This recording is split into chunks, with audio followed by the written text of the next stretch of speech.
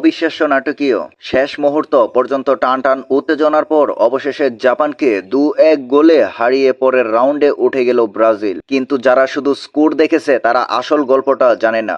কারণ এই ম্যাচে প্রথমে পিছিয়ে পড়েছিল ব্রাজিল। ম্যাচের শুরু থেকেই বলের নিয়ন্ত্রণ ছিল ব্রাজিলের কাছে, কিন্তু সুযোগ তৈরি করেও গোল পাচ্ছিল না। আর ঠিক তখনই আসে ম্যাচের বড় ধাক্কা।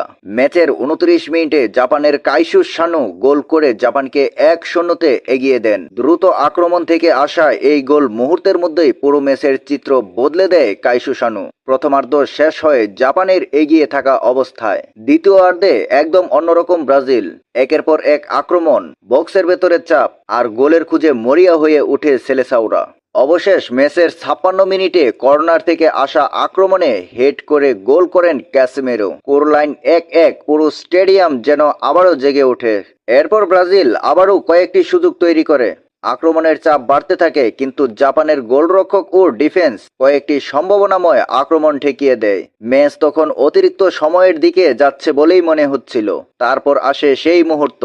ম্যাচের 90 মিনিট শেষ। অতিরিক্ত 5 মিনিটে বদলি হিসেবে নামা গ্যাব্রিয়েল মার্টিনেলি গোল করে ব্রাজিলকে 2-1 ব্যবধানে এগিয়ে দেন। পুরো স্টেডিয়াম উল্লাসে ফেটে পড়ে। শেষ বাঁশি বাজতেই নিশ্চিত হয় ব্রাজিল ফিরে এসেছে। জাপান দারুণ লড়াই করেছে, কিন্তু শেষ পর্যন্ত ব্রাজিল দেখিয়ে দিল শেষ বাঁশি বাজার আগেই তাদের বিরুদ্ধে কিছুই নিশ্চিত নয়। কমেন্টে লিখো আজকের ম্যাচের সেরা খেলোয়াড়কে। ফিফা ওয়ার্ল্ড কাপ 2026-এর সকল আপডেট পেতে টিএস স্পোর্টসের সাথে থাকার জন্য চ্যানেলটি এখনই সাবস্ক্রাইব করে ফেলো।